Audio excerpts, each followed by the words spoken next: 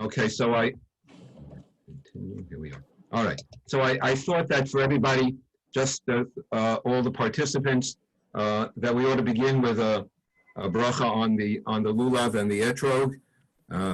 For those of you who have not yet had a chance, I mean, I've never done this in a virtual way, but you know, this is what it's all about these days. So maybe those of you who want to join in, Baruch Atah Adonai Eloheinu Melech HaOlam Asher Kiddushanu b'mitzvotav v'tzivanu al netilat lulav. All right.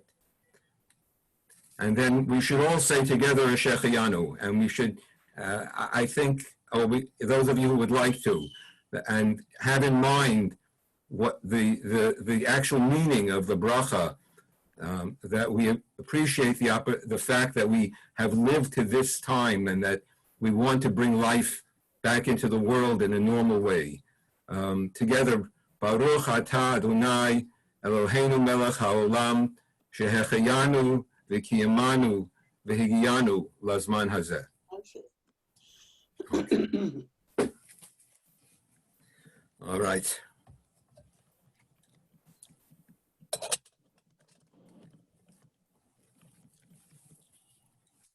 So we are. I'm going to start by raising some questions, and no sooner do we begin than I actually have to bring to bear another sheet here. We'll start with this, and then we'll get to the other sources. You don't have this source. I just wanted to have this as a background. So basically, the question I have is, what's the inner meaning of Sukkot? What's the relationship between the harvest festival that's celebrated at this time of the year in the Middle East, in Palestine, that was in Eretz Israel, and what the Torah tells us is the reason for us sitting in booths, which is to remember the wandering in the desert. I mean, I don't know if you've ever thought about this paradox, that on the one hand, Sukkot is the harvest, the fall harvest. That seems to be a time of plenty, abundance. And the Torah says that the reason that you dwell in the Sukkot is to remember that you dwelt in Sukkot when you left Egypt, meaning when you wandered in the desert. So what's the relationship between desert wandering and harvest? And if it's about desert wandering, that took place in the spring. I mean, in other words, started in the spring after the Exodus. Why was the fall chosen as the time to celebrate and remember the wandering in the desert? If I would want to push the question to its sort of essential components, the real issue is, what's the relationship between nature and history? Between the universal, which is mythic, the harvest, right, and the particular, our history, the miracle of the wandering in the desert. That is, what's the relationship between the mythic and the monotheistic? And I think that that's something important to hold on to, because Judaism, in a way, even though we weren't necessarily taught this, gave us the opportunity to hold on to the ancient while it reframed and reshaped the ancient in a more theologically comfortable way that reflected the monotheistic idea. But it preserved the ancient natural aspect that we are somewhat alienated from, the original. So let's look at the text and see how it's presented to us, and we'll see where that we sense some tension already in the text. So this is part of the Leviticus 23. Leviticus 23 it goes through. It's the chapter in the Bible that's the most comprehensive presentation of the festivals, going through them, starting with the spring festival, with Passover, through the fall festivals. And when we get to verse 33, we read the following. And the Lord spoke unto Moses, saying, speak unto the children of Israel, saying, on the 15th day of the 7th month is the Feast of Tabernacles, for 7 days unto the Lord. On the first day shall be a holy convocation. Ye shall do no manner of servile work. And tabernacles, by the way, is Chag HaSukkot. 7 days ye shall bring an offering made by fire unto the Lord. On the 8th day shall be a holy convocation unto you, and ye shall bring an offering made by fire unto the Lord. It is a day of solemn assembly, right? Ye shall do no manner of servile work. Okay, so that's the 8th day. The 8th day, commonly known as Shmini Atzeret. That's one to, if you want to challenge someone about the nature of their Jewish knowledge, see how they do with Shmini Atzeret. All right, and then if you want to go one more than that, try them on Hoshana Rabbah. Okay, we'll get to that later. All right, now then when it finishes this presentation of this cycle of 7 plus 1, so it's a 7-day festival plus an additional day, the 8th day, right, which is a little bit, which is unusual in the collective nature of the day. All right, it goes on and says, these are the appointed seasons of the Lord, which you shall proclaim to be a holy convocation, to bring an offering made by fire unto the Lord, a burnt offering and a meal, etc., etc., etc., all your vows, and beside all your free will offerings, which you give unto the Lord. Now, if you ask me, that sounds like a conclusion. In other words, we have a chapter that lists the festivals, and then verse 37 says, these are the appointed seasons of the Lord, meaning these are the holidays. But that's not what happens.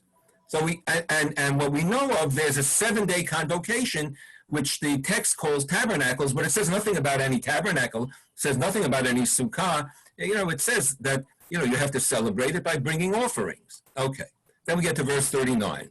Howbeit, in Hebrew, but on the 15th day of the 7th month, what do you mean? We already had that, the 15th day of the 7th month. So it starts all over again. When ye have gathered in the fruits of the land, ye shall keep the feast of the Lord 7 days. We know that. On the first day shall be a solemn rest, and on the 8th day shall be a solemn rest. We know that also. And ye shall take you on the first day the fruit of the goodly trees, branches of palm trees, boughs of thick trees, and willows of the brook, and ye shall rejoice before the Lord your God 7 days. So this, right, that's about the lulav and the etrog, as far as we know. And ye shall keep it a feast. Is there text that we're supposed to be able to see? Oh, you don't see this text? No, only in Hebrew. No, we're seeing the Rashbam. Okay. You know what? I didn't share this. You're right. Thank you. Thank you. Sorry. New share. Okay, here it is. How's it now? You see Leviticus 23? Okay. Excuse me. All right. So then let me review. I'm not going to read it again. The first part is the span of the holiday, the days of the holiday. Then there's this concluding verses, 37, 38, that seem to be the conclusion to the entire chapter of holidays. These are the appointed seasons. Verse 37, everyone see that? These are the appointed seasons, all right? Then it starts over again, and then it talks about the lulav and the etrog, all right? Then verse 41, and you shall keep it a feast 7 days, etc., etc., for everyone, you shall keep it in the 7th month. You shall dwell in booths 7 days. All that are homeborn in Israel shall dwell in booths, that your generations may know that I made the children of Israel to dwell in booths when I brought them out of the land of Egypt. I am the Lord your God. Now, what's interesting here is, right, you see here that in the middle, in verse 41, there's a break, and ye shall keep it feast unto the Lord 7 days a year. It is a statute forever in your generations. You shall keep it in the 7th month.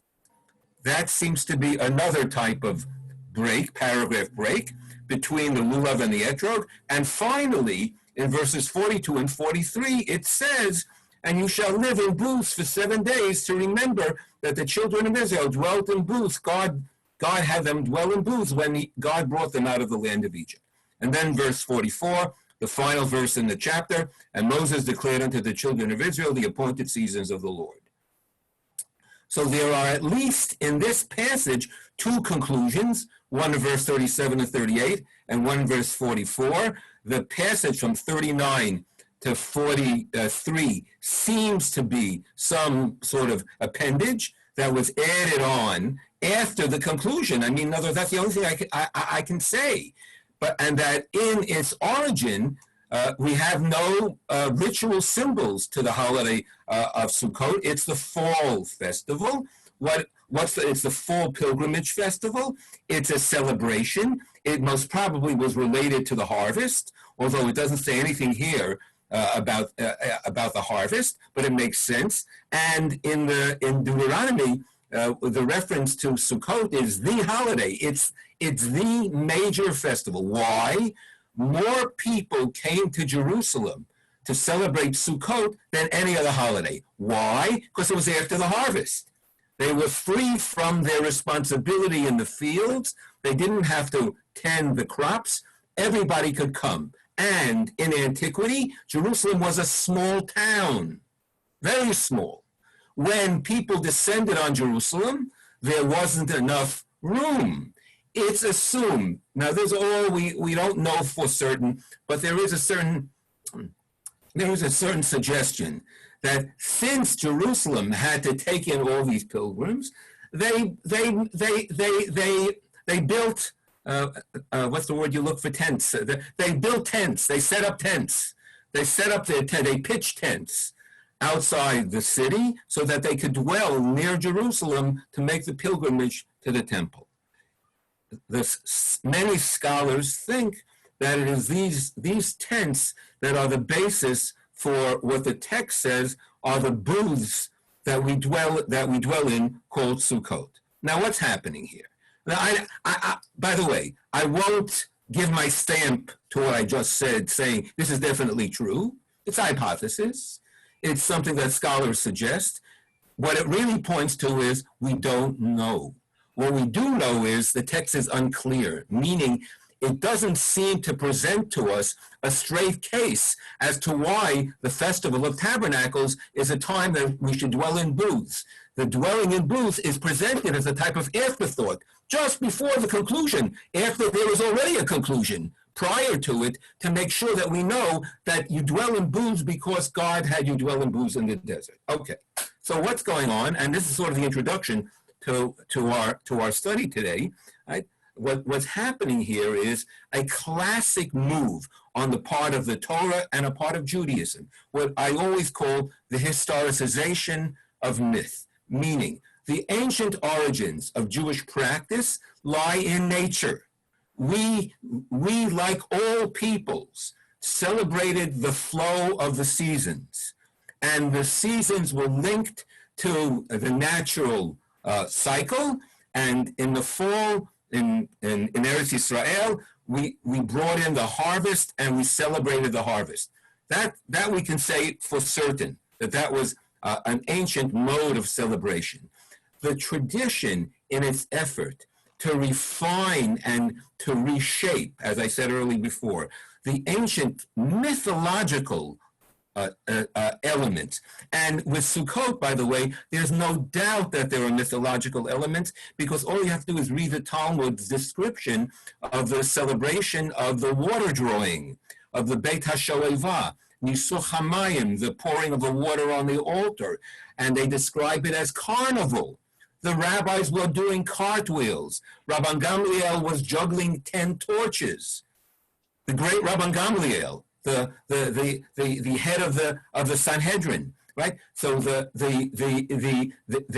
was the joyous festival, so much so that the Talmud says they had to construct a balcony in the temple for women, lest there be a breach of ethics, of behavior on the part of men and women, because they could lose themselves in the ecstatic celebration. So this is the natural cycle that's being celebrated, and then the Torah glosses on the natural celebration and gives us a historical referent. And the historical referent becomes the basis for an interpretive understanding of Sukkot having to do with the relationship to the desert. So what we have is wonderful. I know some people get all upset. What do you mean? There's development. What's happening is the Torah is interpreting itself. That's the richness of our tradition. It's not the rabbis who introduced interpretation. The Torah introduced interpretation. And glosses itself and elaborates and enlarges and allows us to see in a deeper sense new understandings. And the new understandings, in this case, are also consistent with a development theologically about the notion that we don't worship nature, that our worship transcends nature. We celebrate nature, but we don't worship nature. And this is our way of distinguishing ourselves from the modes of worship in antiquity when the gods were gods of nature. And the God of Israel is beyond nature. The God of Israel is a God of history. It's a spiritualization because God is in the abstract. It's about time, not about necessarily about place, as Heschel would emphasize. All right, so that's the basis. That's where we begin. That's the source and origin of our study today. All right, so now let me move on, and let me see whether I can get to the next text. Excuse me, to the text that you have. I don't know. Wait, here it is. Wait, I just saw it. 1 second. No, that's Leviticus. How would I find it here? Maybe. Here it is. Here it is. Does everybody see this now? No. You don't? Okay. I have to go to share. Okay. Okay. Everybody see this text? Okay. Okay. All right. Thank you. I'm sorry. All right. Now, these questions that I raise, they're not strange questions. These are questions that were confronted over the centuries by the rabbinic interpreters. And one of the most important and insightful of rabbinic interpreters was Rashi's grandson, Rabbi Shmuel ben Meir. And just to give you a sense of the richness of our tradition, Rashbam writes in his commentary that he shared his interpretation, his interpretive mode with his grandfather, and he differed with his grandfather. Now Rashi, Rabbi Solomon ben Isaac, Rabbi Shlomo Yitzchaki, was the greatest commentator, interpreter of Judaism in history, meaning he wrote a classic commentary on the entire Bible and the entire Talmud. And basically, from a rabbinic perspective, there's a sense you can't move. It's not just from the rabbinic perspective. In the Middle Age, in the Middle Ages and later and early modern period, Christians were studying Rashi in order to understand the traditions that Rashi preserved. The difference between Rashi and his grandson is the following. Rashi made use of much midrash, imaginative interpretation. He allowed for midrashic ideas to be glossed or attached to the text, and we grew up with that. Like many of the stories that we tell about the Bible that are not in the text, they're Rashi's interpretation. Whereas his grandson, Rashbam, attempted to penetrate to what he called Omek Pshuto Shel Mikra, the depths of the plain meaning of the text.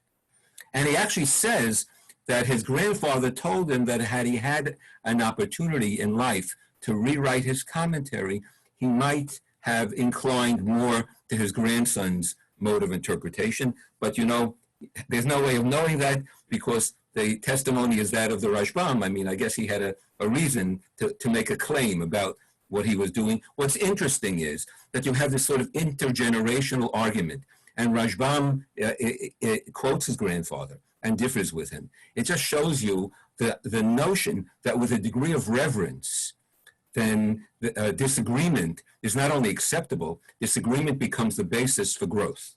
I mean, I don't hold on to, take that. That maybe, that's such a worthwhile lesson. We don't know that today. We think that disagreement means battling. Disagreement means disrespect. Disagreement means rejection. Disagreement means what it is. It's a different way.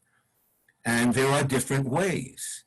And even if you hold on to your way as being the way, we need to be open to hearing the other way. And it has a certain richness to it. And Rashbam and Rashi knew that. They knew that. That's why they were open to hearing different sides and different interpretations. Okay, so Rashbam starts by right away telling us what the issue is, right? He's quoting Leviticus, right, in order that future generations may know that I made the Israelites live in booths. The plain meaning of the verse follows the opinion expressed in Tractate Sukkah that the word Sukkah here should be understood literally, right? Why? Why is Rashbam saying that? Because Rashi says that Sukkot on the page in the Chumash in the Torah commentary, Rashi quotes the other opinion. The other opinion is the opinion of Rabbi Akiva, who says that the Sukkot in which God made us dwell or allowed us to dwell were clouds of glory. So Rashi spiritualizes the Sukkah. In other words, what does it mean? The Hebrew is hoshafti, I made to dwell. So if it was that they were booths, the text would say, in the Sukkot, you dwelt. What does it mean? I made you to dwell. Hoshafti, I sat you down in the Sukkah. Means God facilitated our dwelling in the Sukkah by covering us with divine protection. So what Rashi says, and Rashi's onto something, obviously, with his midrash, with Rabbi Akiva, and his imagination, is saying, Sukkah is a spiritual dwelling. Don't forget that, Rashi's saying. Now, Rashbam would not deny the spirituality. He just feels that Sukkah means Sukkah. Let's just call a spade a spade. A Sukkah is a booth. Then we have to understand what it means. That becomes now the spiritual quest. So Rashbam says, so what is this about? This is the idea behind the text. You shall hold the feast of booths after the ingathering from your threshing floor and your vat. In other words, when you gather the produce of your land and your houses are full of all good things, grain, wine, and oil, that's what the text says, that is the appropriate time for you to celebrate Sukkot, so that you will remember that I made the Israelites live in booths for 40 years in the wilderness, without any settlements and without owning any land. As a result of contemplating this, you will give thanks to the one who allows you to own your land and your houses, which are filled with all good things, and do not say to yourselves, my own power and the might of my own hand have won this wealth for me. Okay? Now, I gave you the text in Deuteronomy that Rashbam is drawing from. The text in Deuteronomy says, be careful. You're going to enter the land. You know what happens when you enter the land? You're going to conquer the land, and then you're going to be successful in your crop, with your crop. And you know what? You're going to say, it's mine. Not only is it mine, I did it. I always give the example. I'm sorry I didn't copy it. I use it in other contexts. The Israeli army commissioned a Haggadah in 1952. And the Haggadah was printed in 10,000 copies. And then Rabbi Goren, who at that time was the chief rabbi of the army, got wind of it, and he took a look at it. He marched right into Ben-Gurion's office, and he said to Ben-Gurion, it's the Haggadah on me. And Ben-Gurion decided that he wanted Rabbi Goren, so supposedly the 10,000 copies were buried. Now, I say supposedly because I have a copy, so it's on the market. Now, it's not only that the Haggadah is secular, it was written by an Israeli secular writer, but it's not just that, and it doesn't have any blessings. It's about the battle, but in the passage that in the Haggadah that many of you know, not by an angel, not by a seraph, not by a messenger were we redeemed, but by the Holy One bright, the Holy One blessed be He. In Hebrew, lo yedei malach, lo yedei saraf, lo yedei shaliach, ela al yedei HaKadosh Baruch Hu. So in the Haggadah that was devoted to the Israeli army victory in 1948, it says, not by an angel, not by a seraph, not by a messenger, but by Tzahal, by the Israeli army, did we conquer the enemy. That's exactly what the text in Deuteronomy is talking about. You're going to flex your muscles, and you're going to say, we did it. And then you're going to become enamored and infatuated with your power. And what's going to happen is you're going to forget your spirit. You'll lose your spiritual moorings, which is the way the text says you forget about God. So I don't want you to read it, like this is a jealous God who gets upset if we abandon God. God is upset because you abandon the true meaning of your achievement. And you become invested in yourself. And you lose perspective on who you are. And it's all about me. And then if it's all about me, eventually the hubris does you in and you lose it all, like every empire in history. So the warning is the Sukkah. This is an amazing text according to the Rashbam. The Rashbam saying, before you enter the land, wander in the desert. Wandering in the desert is not a punishment. It's a prerequisite for entering into the land. You cannot merit the entry into the land until you know who you are. And you need to know that you're a human being with dependency, with a sense of finitude. And what you achieve is a blessing, and you need to be grateful. So you need to spend time in which you inculcate and you become sort of the virtue of self-understanding becomes something that's natural to you. That's what spend a generation in the desert. We'll see in a moment a little bit more about the desert, but it's such a great insight. But the Rashbam is saying something even more profound. He understands something about the Bible.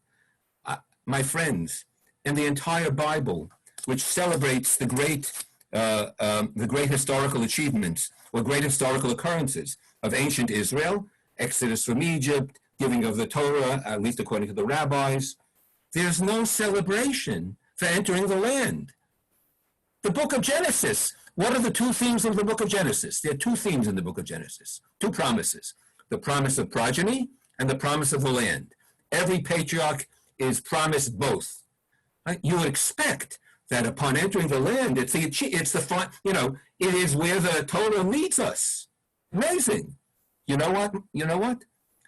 The entering into the land doesn't occur in the Torah. And I remember years ago reading a little book by James Sanders about the editing of the Torah, and he says the book of Joshua is written in the same style as the book of Deuteronomy. So the editors of the Bible purposely separated Joshua from Deuteronomy. That means they ended the Torah before the conclusion, which would have been the entry into the land. That would have shown that God's promise was fulfilled. Instead, it leaves us hanging with Moses pining for entry into the land, never getting there. It's amazing. The Torah was given, the Ten Commandments, whatever was given, in Sinai, in the desert. It's like what my teacher, Rabbi Seidler-Feller, said. He said, the land was our destination. Sinai was our destiny. I can repeat that. The land was our destination. Sinai was our destiny. So there's no celebration of the entry to the land. You know what the Rashbam is telling us? That the celebration for entering into the land is Sukkah. How do we celebrate our entry into the land? By going out of our homes, by disenfranchising ourselves in a way, by becoming unlanded. Take yourselves out of your property, of the greatness of your ownership, and go outside and take a look at who you are and appreciate what you have from without. It's a great gift. In other words, you don't have to go to, rather than spending a lot of time, sometimes I must say it's necessary, no, you don't have to go to a therapist for a self-understanding. The tradition gives you an opportunity to take a look at yourself. We never look at ourselves. It's too scary to look at ourselves. So on Sukkot, the tradition says, go outside and take a look inside at how much you have. And say thank you. whatever you have, be grateful. Right? And when you get back into the normal cycle of things, make sure you infuse your daily lives with a sense of appreciation for what you have and what you've achieved. The Rashbam continues. The same progression of thoughts may be found in the verses in Deuteronomy, right? In the Torah portion, Ekev, that's what I just referred to. Remember the long way the Lord your God made you travel in the wilderness for 40 years, giving you manna to eat. And why I am commanding you to remember that? For the Lord your God is bringing you into a good land. And when you have eaten, you are full. Perhaps your heart will grow haughty, and you will forget the Lord. And you will say to yourself, my own power and the might of my own hand have won this wealth for me. Rather, remember that it is the Lord your God who gives you the power to get wealth. So what is God about? What is Sukkot about? It's about humility, right?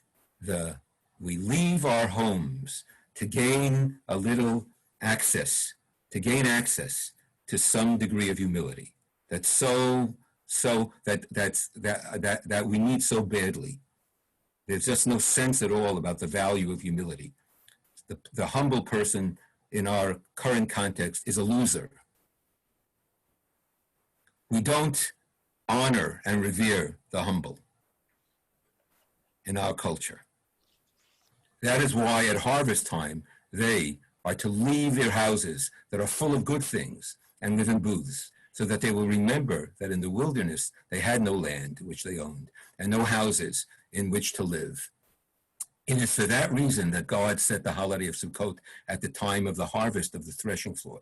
That's why it's in the fall, and so that their hearts will not grow haughty about their houses that are full of all good things, lest they say, our own hands have won this wealth for us. Kochi va'otzem yadi. It's not my power. It's not my power. Remember, I'm sure you can all quote to me the verse in Zechariah, lo b'chayu v'lo b'koach, right? Not by might and not by power. Ki im buruchi amar Hashem, but by my spirit.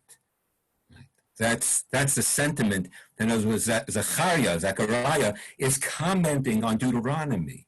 He understands this. I can't emphasize enough. This is a central principle of Judaism. Protect yourselves from arrogance and haughtiness. The way to self-destruction throughout history is the path of arrogance. If you're not careful, you'll fall into that trap.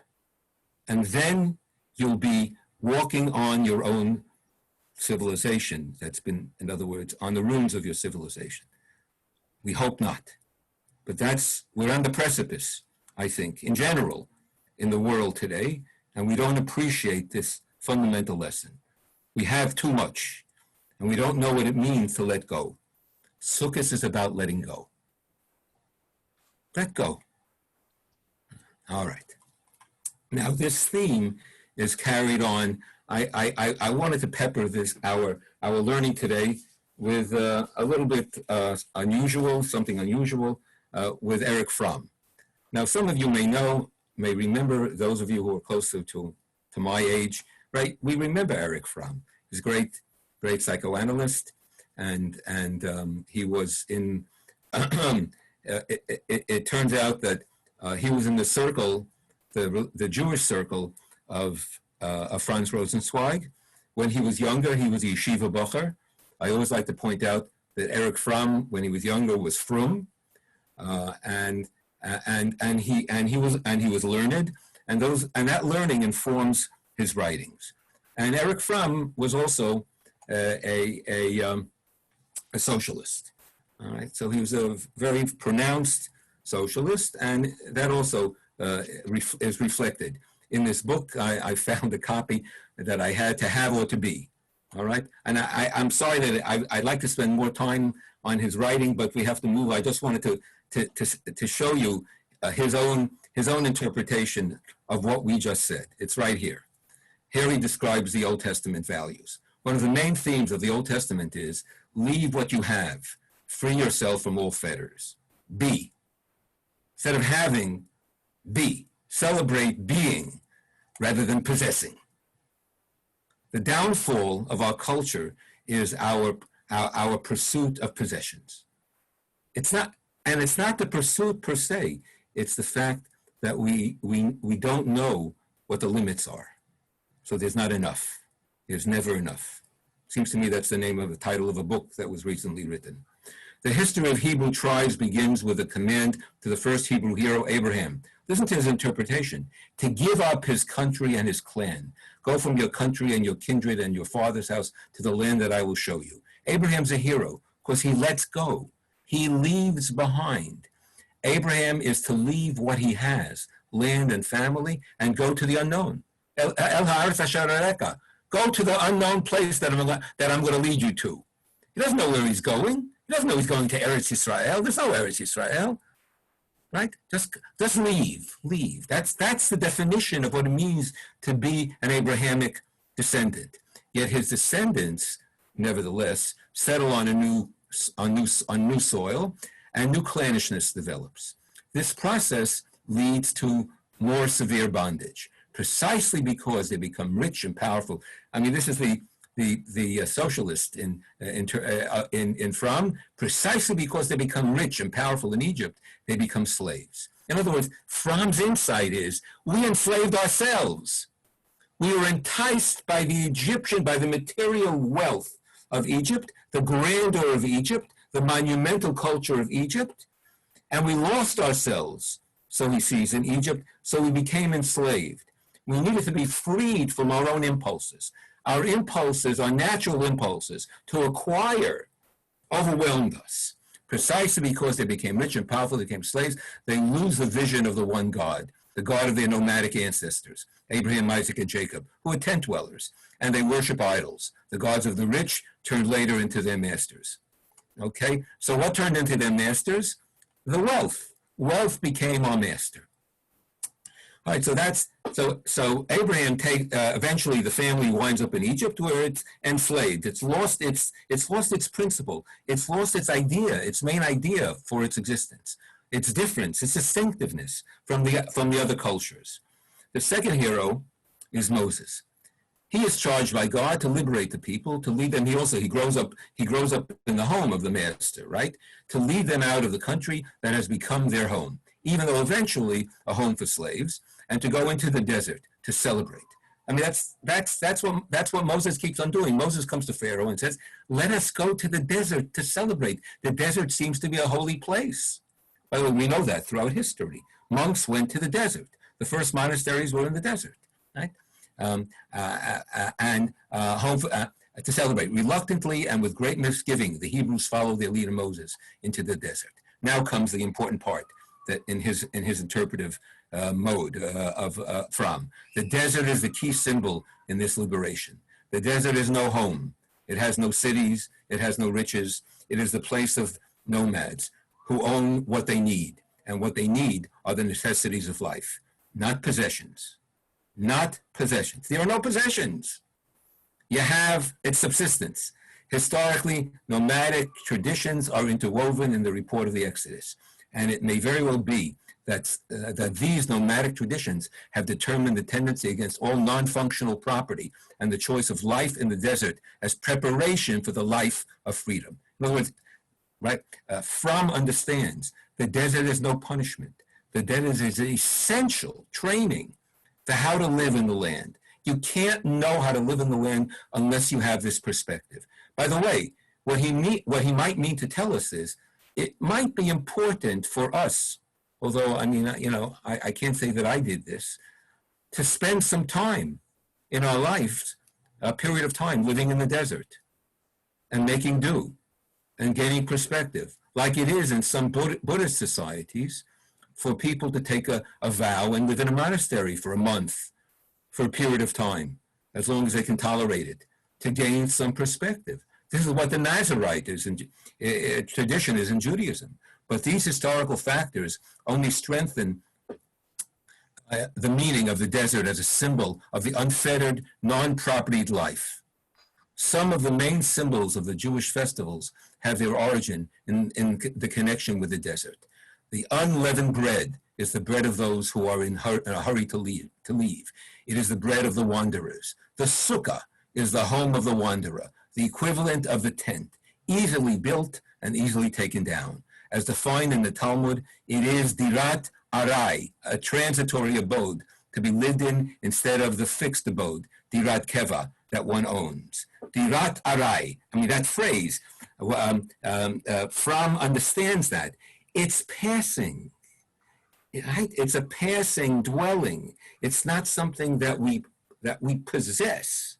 We just happen to pass into it for a period of time. There's no sort of pride of ownership in terms of the tent or the booth that we dwell in for Sukkot. And it's really, I think it's really important. Theoretically, we know how to mess up Sukkah too. And I was going to say we don't have chandeliers in the Sukkah, but there are cultures, Jewish cultures, that put chandeliers in the Sukkah. In other words, they forgot.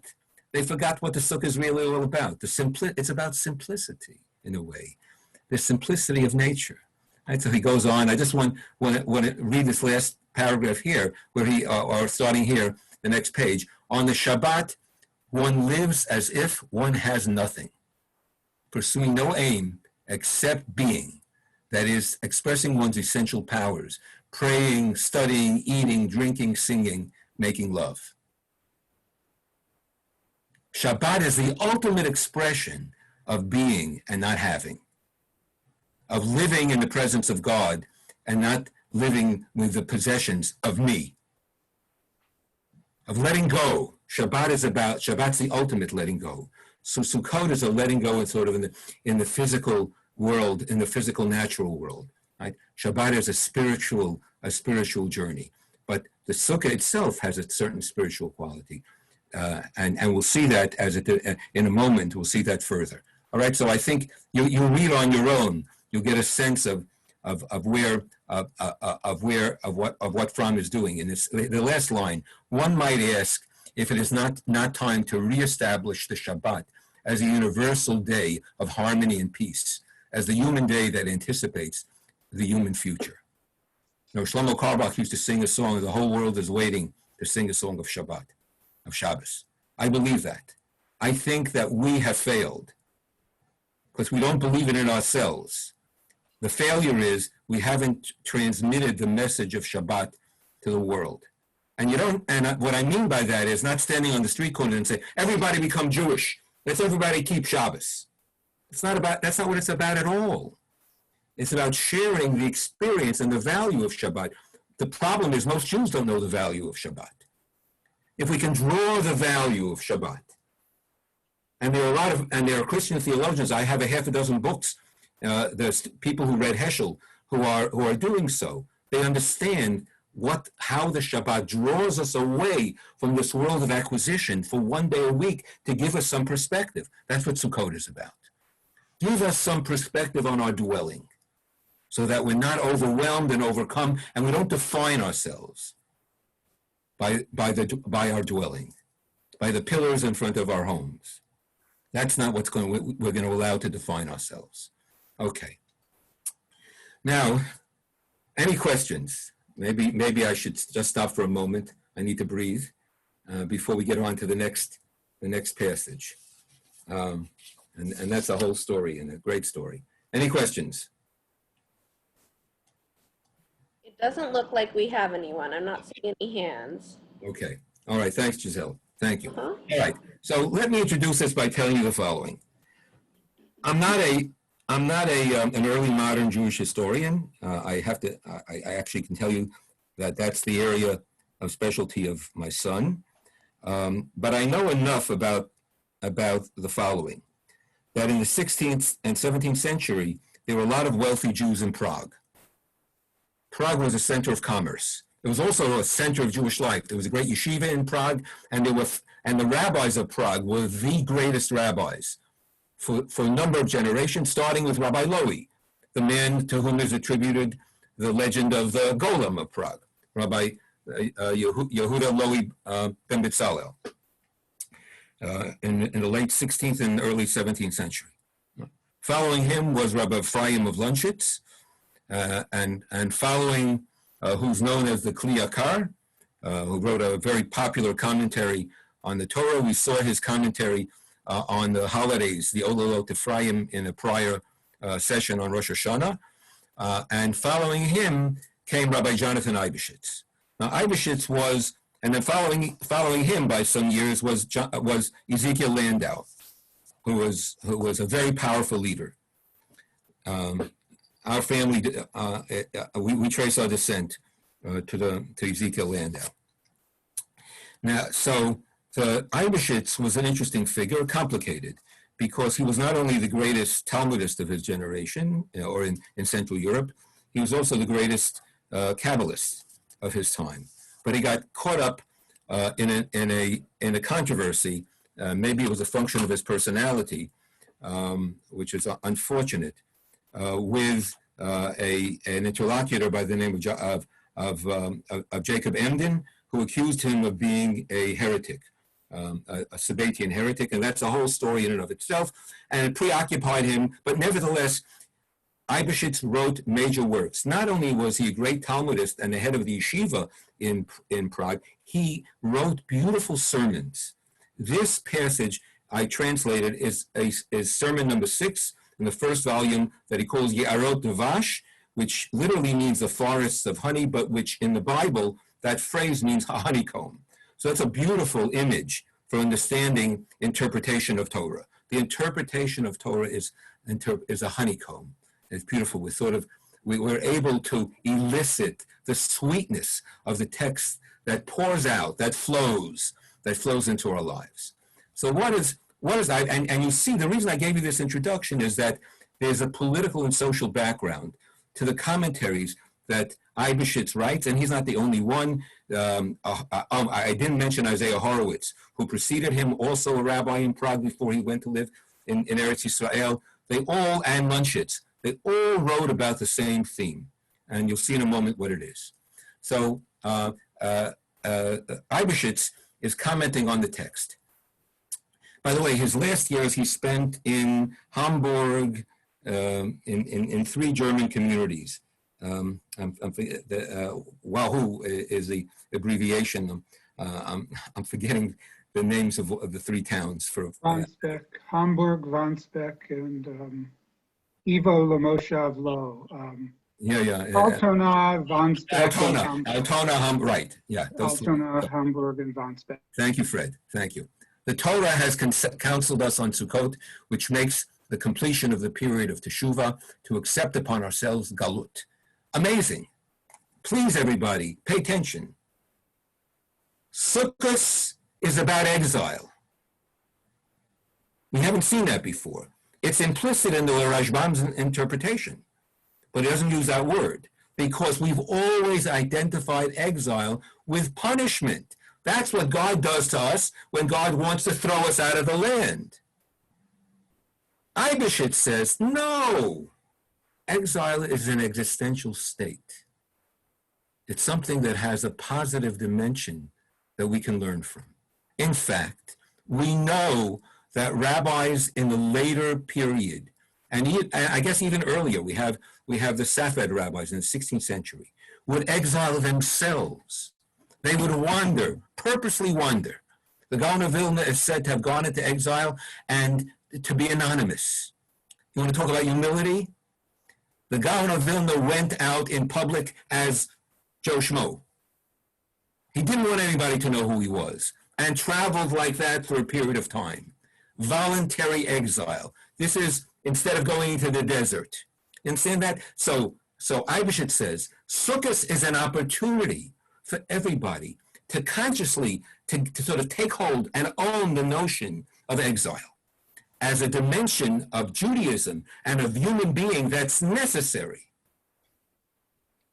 Something that we all need, since the entire world is considered in our eyes as chaos and as a shadow. The rabbis taught, leave a permanent dwelling and settle in a temporary dwelling, to teach that we are strangers on earth without permanence. Right? I mean, what's this business? Who are you? You're a human being. You're finite. Your days are limited. Boy, do we know that now.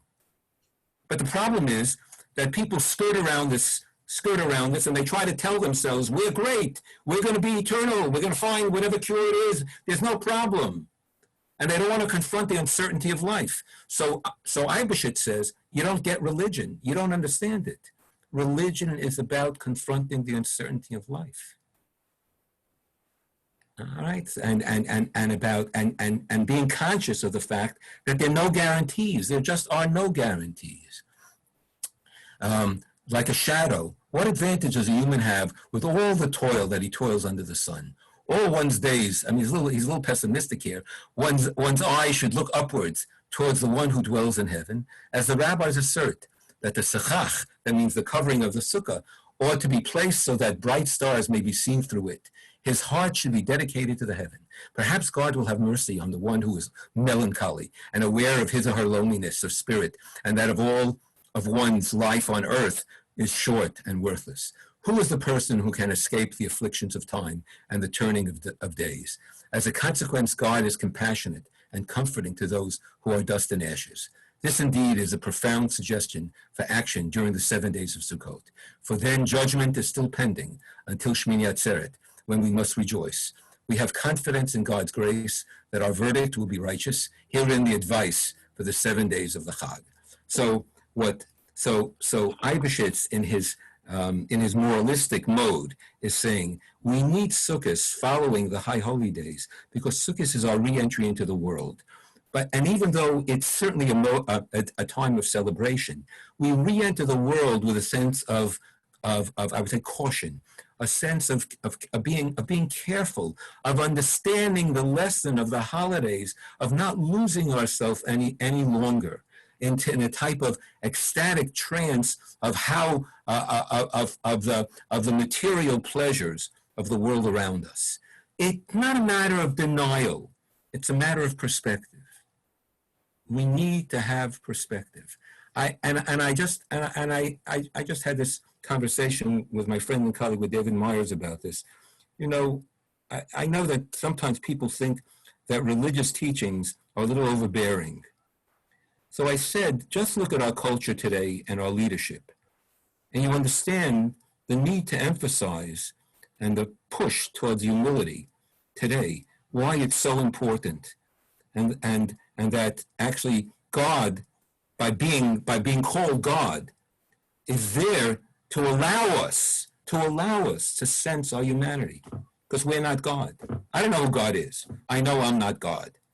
I also know that there are a lot of people running around who think they're God, and they do a lot of bad things to us, and they'll ruin us. They're ruining us already. So the moral lesson is central of Sukkot. Go outside, everybody. Get a little perspective. Carry the holidays into your daily lives. Don't just say, I had holy days. I was in shul. What about when you're in the shul of the world? How do you behave in the shul of the world? Do you know who you are in that, or you think you're it? You lose it. However, so that's everybody, right? It says we have to live in the sukkah for 7 days. So you have a 7-day period to get a little perspective. But then it says, however, any God-fearing individual who trembles at the word of the king, ruler of the universe, should not have his sukkah only during the holiday of Sukkot, but during the entire year. His or her dwelling should be temporary, and he or she should lodge in the shadow of the sukkah and emerge from his or her permanent dwelling, experiencing all of life as a stranger and a guest. Now, this is a key. This is a key. You think that, I know they tell you that it says that, I took you out of Egypt when you were a stranger in the land of Egypt, therefore you have to have compassion on the stranger. All right, but that's a nice holy thing that we quote all the time. But Eibeshitz is saying more than that. He's saying that's your identity, my friends. Your identity in the world is as a stranger. And you know what? You're not the only stranger. Everybody is a stranger in the world. It's really, I mean, it's so insightful, right? So where am I here? Stranger and a guest. He or she should peer at the stars of heaven so as to place his or her trust in God and not build a house of mosaic stone with alabaster and ivory floored royal rooms and the like that delight humans and bring them satisfaction. That's what he was seeing in Prague in the 17th and early 18th century. Big homes, mansions that people were building all their wealth dedicated. They didn't know what was sufficient. Have a big house. You know, what's his name? Nicholas Kristof once wrote a column about this young woman who was lobbying. She was a teenager, actually, right? She was lobbying her parents to sell their mansion because she said, you know, in our mansion, it's so big that the family gets lost. We don't see one another. Her brother didn't want to sell the mansion. Her brother liked it, but she finally convinced her parents to sell the mansion and buy a big house and then dedicate the funds that they were able to gather as a result of the sale to a foundation. And she was then in charge of distributing, or with her, well, she worked with her parents, distributing the tzedakah, because they what do you call it? What does it mean? They came down, right? Downside. They downsized to something that was beautiful and huge, but not a mansion. Right? That's what Eibishitz is writing about. Right? He understands something fundamental. Wars are fought over property. It's about money. It's about possessions. It's about power. It's about real estate. You know, we need to know this. Who runs our world? Who runs our Jewish community? Who are the people that we honor? It's not that real estate is bad, but it's not the sum total. We need a home. But real estate, it doesn't make the world go round, believe it or not. And possessions are not what it's all about. One needs some perspective on one's possession. You do awful things. So here he says it. This will lead, that is, these big homes, to further extravagance. I'm sorry for this phrase. You know, he is a person of his times, unfortunately, and it needs to be condemned. Maybe I should have crossed it out, but he said it. And covetousness that is prohibited, even to rob from fellow humans. Believe it or not. Do you believe this? People, because they pursue possessions, they're going to rob from their fellow humans. Really? Of course. Only according to the need of his palatial dwelling. This will fill him or her with pride and arrogance, so that he or she will forget God, his or her creator. How pleasant and delightful was the legacy of Yonatav, son of Rechav, in Jeremiah 35:6. Look that up, right?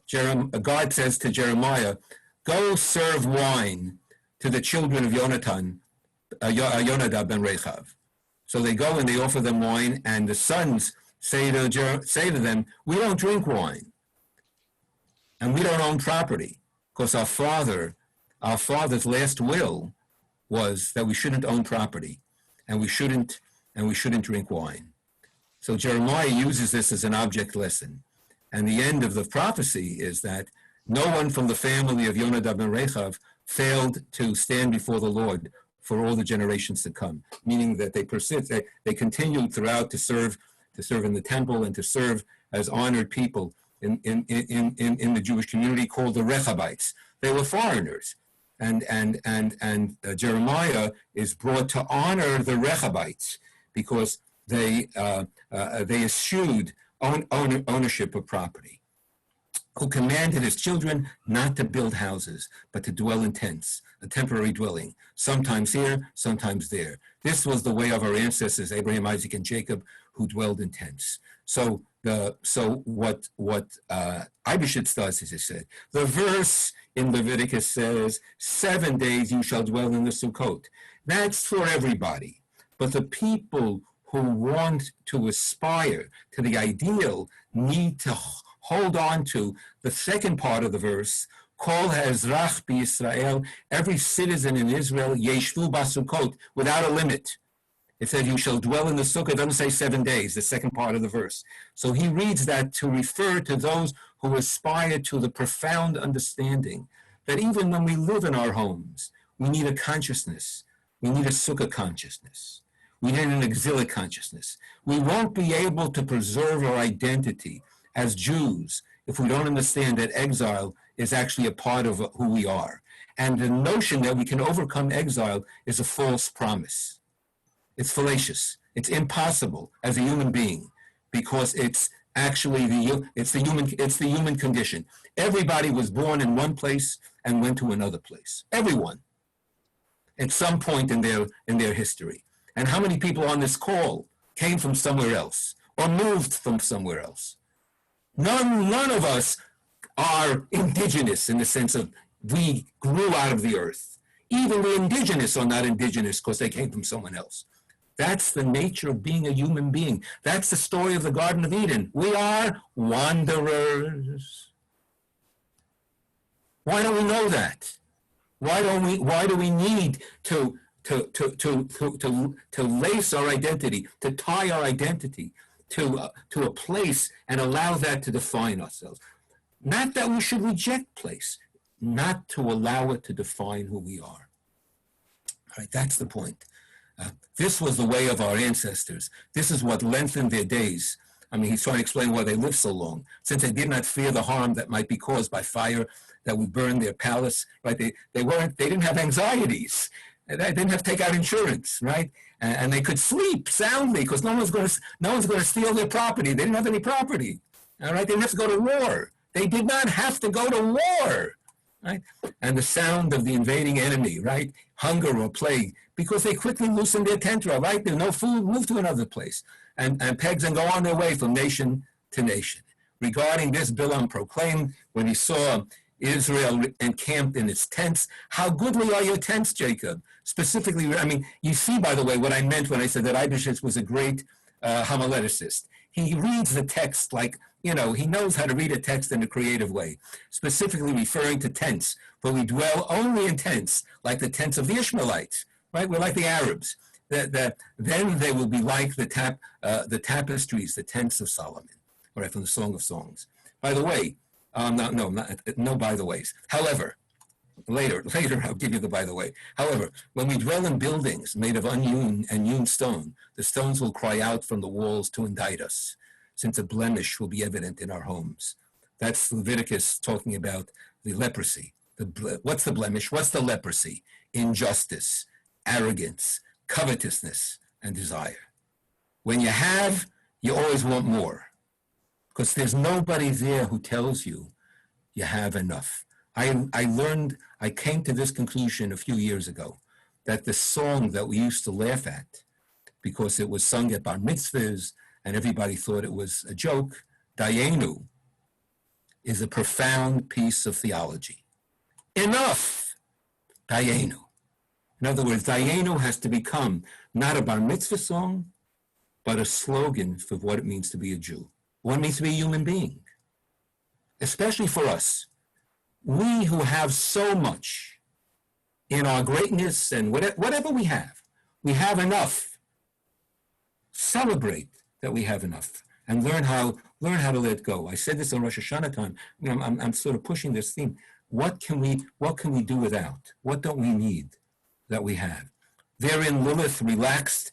There she found rest. See what he said there? Evil. So evil was able to find a dwelling in all of the impulses of people to acquire and to shoot her arrows, and scatters them in particular within the homes of those who build without permits. So he writes, it's amazing who build without permits and overstep the bounds of the poor. Regarding them, it is written that their homes are their tombs. They descend to Sheol, through their many sins.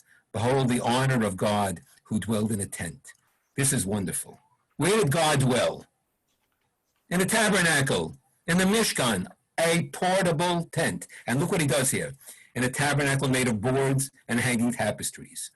This mode persisted through the desert, and even upon entering the land, when God moved from tent to tent, Midbar, Gilgal, Shiloh, Niv, Givon, altogether 480 years in a tent. And he did this computation. I mean, it's brilliant. Solomon's temple, built of precious stones, remained standing only 410 years and was destroyed by fire as a result of our many sins. The second temple was destroyed several times during Greek rule and was rebuilt by Herod. Still in all, it did not stand more than 420 years. So the portable tabernacle stood longer than either one of the temples. Moreover, the portable tabernacle is in the Torah. The temple is in the prophets, built by Solomon. Moses built the tabernacle. The tabernacle is preferred by God. I love the tent. The the temple was more like an ancient pagan temple. We built our own type of pagan temple, and it was our downfall in a way. We couldn't persist in our culture and have a temple. Eventually, it was corrupted, right? The tabernacle carries with it a secret, because you know what? It's no great deal. And there's no great pride in coming, marching around with a portable tent and saying, this is the dwelling place of our God. And the other peoples look and laugh at us. Exactly. That's the point. God loves the Mishkan. And how do I know that God loves the Mishkan? Because the Hebrew term for God's dwelling is Shekhinah. Shekhinah is the stasis of the Mishkan. In other words, it's the personification of the Mishkan. That which lives in the Mishkan is the Shekhinah. And how does God make God's presence felt? In the clouds of glory. All right? It's cloudy. It's clouds. It's something, right? You can't even hold on to it. It's nothing. That's the lesson. That's the great lesson. So you see, there's more here. This is precisely what is hinted at in the verse, you shall dwell in Sukkot for 7 days. This is a general principle, so it's the free. All right, however, all right, we know all this. From the other side, the entire world should always seem to them, see, this is important. The entire world should always seem to them to be a temporary dwelling. How good it would be for us to guard this practice. In other words, living in a sukkah, golus, exile, the Hebrew word galut, it's a practice. It's not a state that you're sent to. You practice exile. It's a matter of consciousness, and it's a matter of your behavior. When you can internalize the notion that life is temporary and that my ownership is passing, right? And you live with that idea, then you are living the practice of galut. And then you understand the profound teaching, by the way, that the rabbis carried when they said, Shchinta begaluta. The presence of God is also in Golus. God is also in Golus. Because Golus, that means exile, is the spiritual state of being. And in Golus, we live in tension with permanent dwelling, Galut is impermanence, and then that impermanence needs to inform our permanence so that we understand that our permanence is qualified. It's not absolute, and that we have perspective on all that we own. Now, the person who said this, in many ways, best of all, in the modern period, is George Steiner. Now, unfortunately, George Steiner. I have to. I'm sorry. I have to choose the text. Okay. Okay. You will see it now. Okay, so Steiner wrote an important essay in the 60s called Our Homeland the Text. Our Homeland the Text. Now, he understood a great secret, which was that the Bible is our homeland. And wherever we travel, we carry it with us. And I think I've mentioned this before, the Spanish, and I have texts that affirm this, we don't have the time for it now. The Spanish called the Bible Mikdash Yah, the temple of God. All right, you understand that? In other words, the 24 books of the Bible were called the temple. What does that mean? Even though we dwelt outside the land, even though the temple was destroyed, we lived with the temple. It was called the Bible. So the problem with Steiner is that Steiner is, and he says it himself, I mean, he's an anti-Zionist. He's actually modified. He's not a Zionist, let's say that way. So his writing carries with it something problematic. But I always say the following. Zionism succeeded. Once Zionism succeeded, what we need to do is come back to the critics and say, what do they have to tell us about our project? Because the critics have wisdom, even though they might have been wrong regarding the final goal. And that's still an open question. But I feel that way. Rosenzweig was the same, although Rosenzweig was much more moderate than Steiner. And Steiner is a contemporary, he's still alive, he's a literary critic, and he lives in England, and he's also modified his views somewhat, but he wrote eloquently. And he says the following. Let's see if I can find the correct passage here. I cannot, where is it? Okay, here, everybody see this here? I cannot, in the middle of the paragraph. I cannot, what? I cannot shake off the conviction that the torment and the mystery of resilience in Judaism exemplify and act an arduous truth that human beings must learn to be each other's guests on the small planet, even as they must learn to be guests of being itself and of the natural world. In other words, he states this as a universal principle. The great lesson of being is to know that we are all guests. How amazing it would be in a world if everybody understood their national enterprise as being a gift, and that in essence, we're still guests. We're all guests, wherever we are. How would it change our attitude towards others who are not as fortunate as we are to possess? Because we're guests and they're guests. We're strangers and they're strangers. This is the truth humbly immediate to our breath, to our skin, to the passing shadow. He uses the word shadow. The shadow is Exile, the shadow of the Sukkah. Tzila de Mehemenuta, the shade of faith we cast on ground inconceivably more ancient than our visitation. And it is also a terribly abstract, morally and psychologically exigent truth. Man will have to learn it, or he will be made extinct in suicidal waste and violence. The state of Israel is an endeavor wholly understandable, in many aspects admirable, perhaps historically inescapable, to normalize the condition, the meaning of belonging. It is at the same time an attempt to eradicate the deeper truth of unhousedness, of an at-homeness in the word, which are the legacy of the prophets and of the keepers of the text.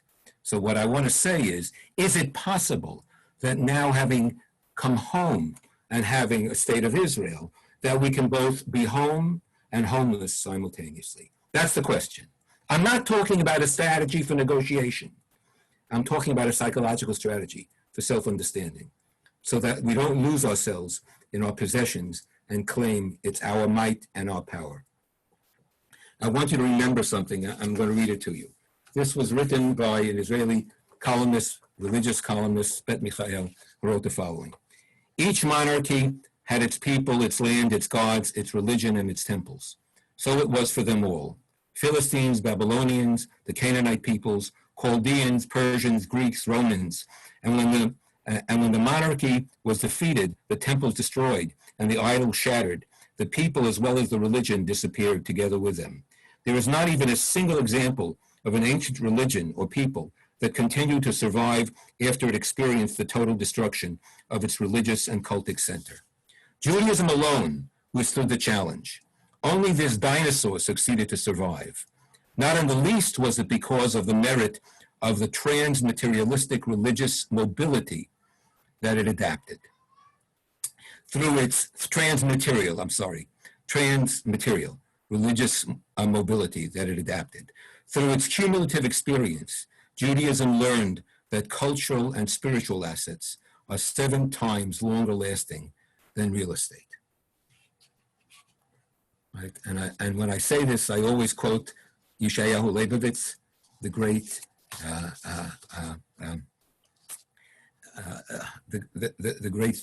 Israeli thinker, who said that he worries about the Jewish people, that we're being transformed from Am HaSefer, from the people of the book, to Am Haaretz, to the people of the land, which in Rabbinic Hebrew means to ignoramuses, but I interpret to mean Am Haaretz to mean people of the land, to real estate agents.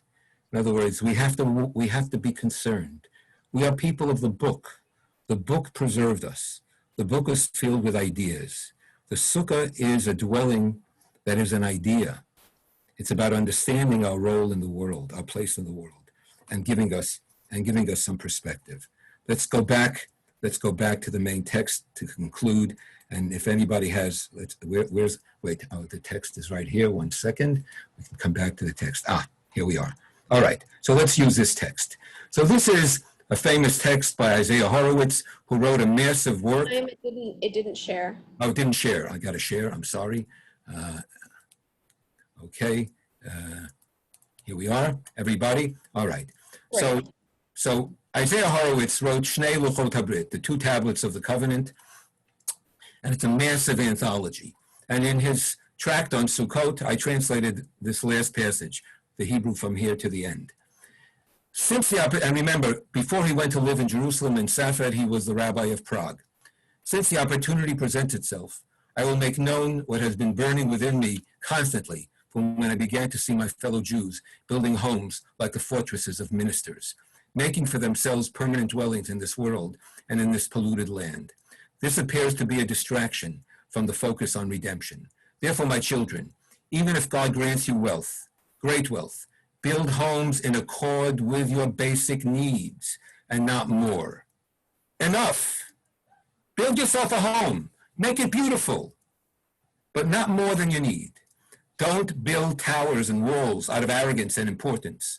Build just so that you will have a residence that is honorable, one that contains rooms for the study of Torah and practice of teshuvah in solitude. Go and see, look whom he refers to, Yonadav, the son of Rechab, the Rechabites.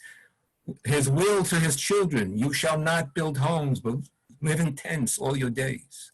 Now, dwelling in tents is not a contemporary option, but the implication is that you should abandon the buildings that are glorious beyond what is absolutely necessary for a dwelling with rooms dedicated to spiritual contemplation. How many of you, I ask you this, because this is what the Sukkah is. The Sukkah is a dwelling for spiritual contemplation.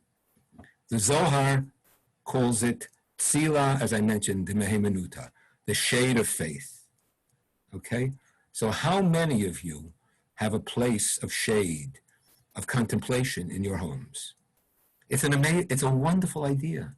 Make a corner of your home, or a room, or a place. I mean, maybe you don't have to do it. Maybe you do it in every room, where you can entertain spiritual thoughts and some sense of beyond what the material world you live in, to gain a perspective. Where do you think? Where do you go to gain a perspective on who you are? With whom do you talk about this? Do we have a community that sees this as a value? Do we understand the gift of a tradition that tries to teach us to let go so that we can be and not just possess and not just have, right? That there's more to life and that it's richer than just having, and that people who just have only need more and want more because they can never be satisfied. And remember the teaching of the rabbis. Ezahu, was it Ashir? Who is the wealthy one? Hasameach bechalko, the person who rejoices in his or her portion. So do we have that capacity to rejoice in our portion? If we can rejoice in our portion, by the way, we'll also be able to share it more with others. And we won't think that our possessions are so inviolable and that we worked for them and therefore they're only for us. The world was given to everyone, and we are occupying the world as strangers together with everybody else. In other words, how do we transmit this ideology and maintain a sense of dignity about who we are? All right, that's a challenge. And I think that we're all in this together and we all need to struggle. And you have, I want to say, as much to teach and to say about this as I do, meaning I'm not the last word on this at all. I have these texts and I'm thinking about it. I want to know what you think about this and how we can continue this conversation into the future, because our survival on this planet, which is actually precarious, is dependent on our capacity to share the world with others, and it's going to become even more so, given the changes in climate in the world, and what we need for the future. So please, I think let's embark on a conversation, and it has to become worldwide and national. I mean, I don't know what to tell you. but we have a responsibility in our own community to reject kochiva otzem yadi, to reject the notion that it's by the power of my hands that I've done this, and to preserve a sense of the spiritual in our lives that gives us meaning beyond our mere possessions. Chag Sameach to you all. Good health to you. I hope that I mean, if you have questions, I'll stay on. I want to greet you, and I hope that I'll be able to continue to teach after the holidays, and we'll announce another series. Hopefully in November, we'll start up again. So please be well. I have a couple of I think of last minute. I guess I want to share with you something from my own. And I share this as my as a private person. I hope that you know that, and you'll see the bed. Hey, everybody! Everybody see that? All right. So let's hope, because we need some renewal. We all need some renewal, and we need a new perspective, and we need a new perspective on what it means to be a citizen in this world, and we're all going to have to work towards that. All right, thank you. Thank you, Chaim. Thank you so much, Chaim. You're welcome. Thank you very much. Thank you. Thank you. I love your sign, Chaim. Biden, Harris, 2020, Bezrat Hashem. Yeah, not only I that, love it because the bay and the hay also are Bezrat Hashem. correct, and also the Yud, that's God's name. I don't know. Exactly. I don't know if that's what they intended. I have no idea who designed this. It's a wonderful sign. Yeah. I haven't had too many negatives. We have had some people yell at us about it. It's okay. Most people don't understand it. No, of course not. Anyway, It's and by the way, the other thing, I didn't say this because I was so serious.